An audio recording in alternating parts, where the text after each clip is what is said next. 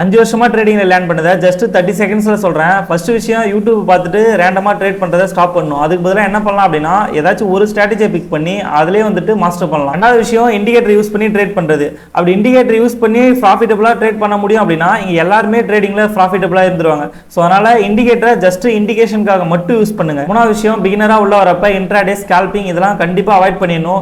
ஏன் அப்படின்னா அந்த டைம்ல வந்துட்டு நம்மளால எமோஷனலா கண்ட்ரோலே பண்ண முடியாது.